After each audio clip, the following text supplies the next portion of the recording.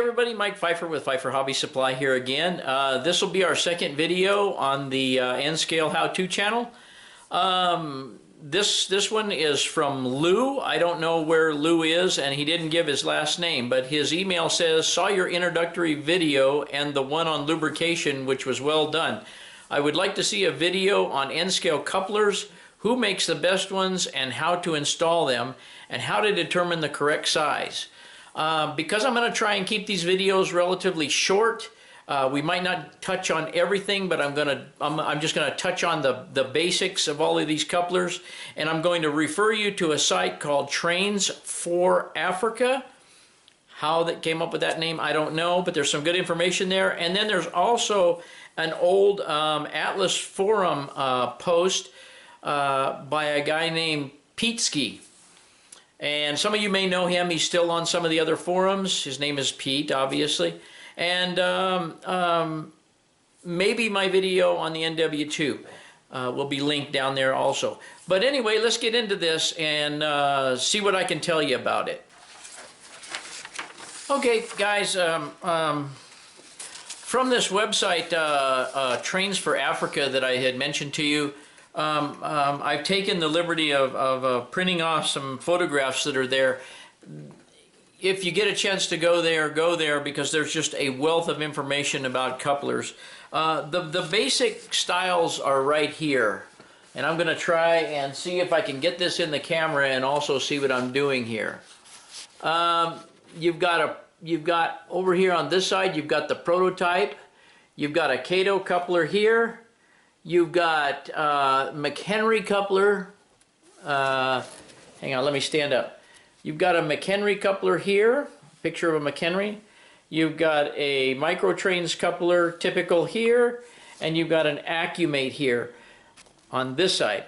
These are the most, I would say, the most popular couplers at the time, at this particular time, knuckle type couplers. And these are probably just the ones we're going to cover. There's also a Rapido coupler.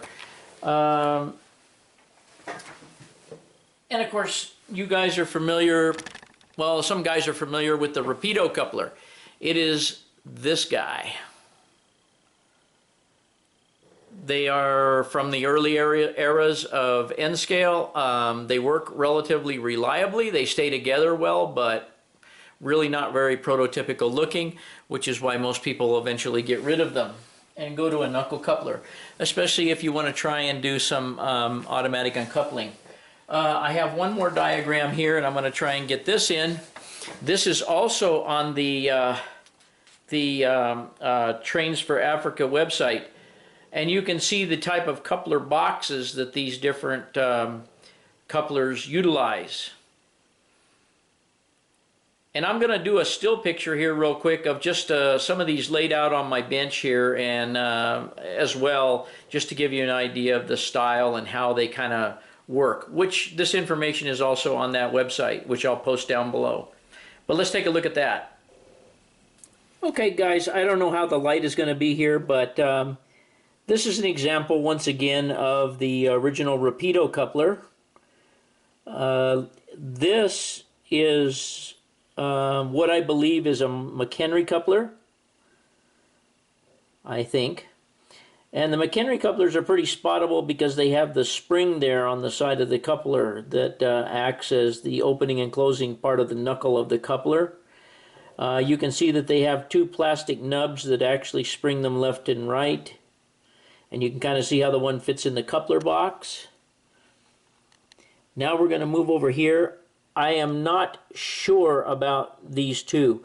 The one on the left I'm not sure about at all, but it's something that you may see, and you can see that it would clip to some kind of post, and it has the same kind of ears that would move left and right, and I'm not exactly sure what makes the coupler knuckle swivel.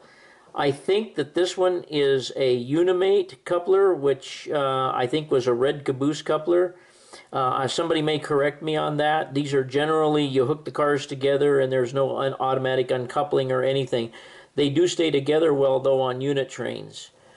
If I go up here, wherever I am, if I go up here, you can see three different types of Microtrains couplers. I don't know what the two on the right are. The one on the far left there is a standard 1015 coupler. You can see by the different shapes that they're for different applications. And I know Lou asked, how do you determine what coupler you need? And what I'm going to also do in the links below is refer you to Microtrain's compatibility chart, which is also on our website, by the way. And that's if they don't know what fits what, I won't know what fits what. Then we're going to move over here. These are Kato couplers. You can see how the Kato couplers are held in the locomotive. The spring is actually this copper piece on the back. When you move the coupler left and right, it actually gives some spring to the coupler and centers it.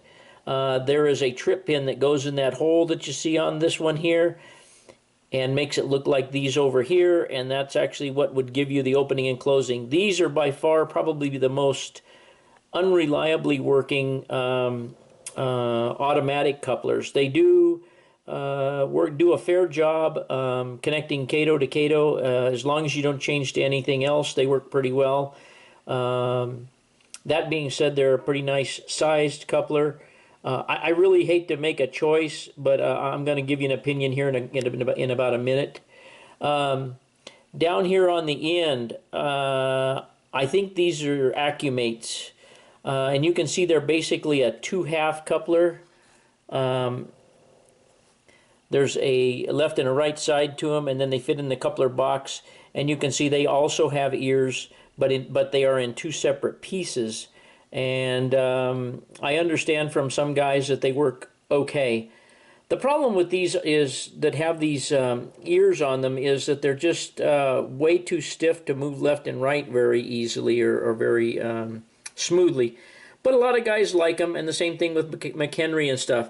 But I think if we back up here, I think almost everyone, with the exception of a few, would agree that probably the Microtrain's couplers, in answer to your question, Lou, are probably the cream of the crop, have been around the longest, and probably the most reliable, most forgiving, easiest to work with, best compatibility. But I wouldn't rule out any of these. I mean, everybody has a favorite, but in this particular instance, this is my favorite. And now I'm going to talk to you a little bit on mounting couplers. Okay, in regards to mounting couplers, this happens to be a frame off of a Kato SD40-2, I believe. But I can't go into a lot of detail about this, but Lou, essentially what I do, and a lot of guys will take in the particular instance of a Kato, they will use the plastic clip to try and hold the coupler in. I always recommend, if possible, use the screw that comes with the Kato coupler. This is a 1015. I don't know if it's the right coupler for an SD40-2. It doesn't really matter. But as you can see, I can fit it in the hole, and it fits relatively snugly. I'm trying to get it in the camera here. Hang on, let me move my fat hand out of the way. But anyways,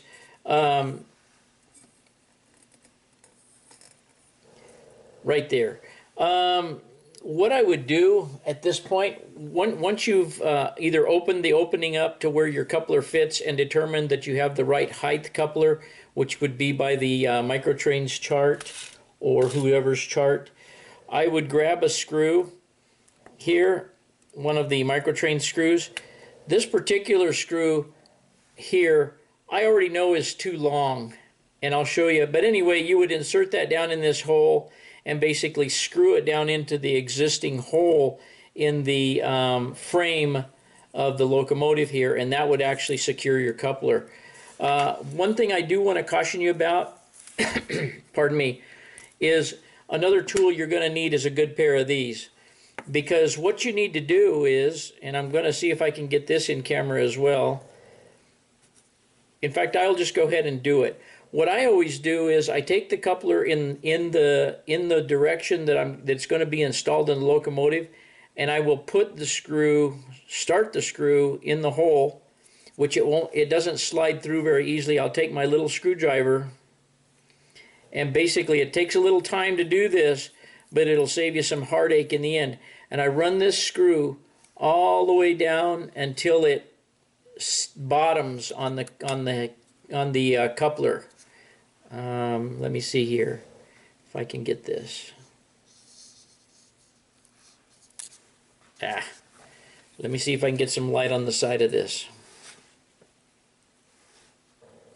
Like so. I've run it all the way in, okay? But when I look down in here, when I look down in this hole right here, this one doesn't have a walkway on the top of it, but I can see that this hole is only about 1/16 of an inch deep.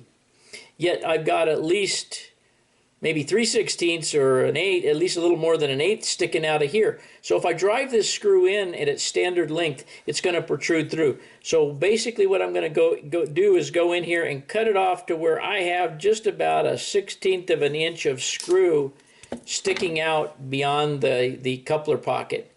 And what that'll allow this to do is when you screw it in there, it won't go all the way down through. Just be careful and don't cut the screw too short, because then you won't have enough threads to hold it in there. But anyway, this is my recommended method for attaching any coupler. It certainly doesn't work on all applications because there's 1,000,001 of them. But this is the one that is most commonly used, and I think most guys will agree it's probably the best way, is to always secure it with a screw. With that being said, I really don't know what else I can tell you here about couplers other than letting you look at the links that I'm going to post at the bottom of the page. So that's probably all I can show you right here. Well, everybody, that's about all I can tell you tonight, and I hope you got something out of this. Like I say, be sure and check the links that are going to be posted down below here. There's a virtual wealth of information there, and the sizing of the couplers, the particular couplers that fit particular locomotives, the types of couplers that actually have the pilot inserts, which are still around. There's just a myriad of things there, but there's a wealth of information down here, and I hope you check out these links, and we'll see you guys on the next time, and thanks for stopping by.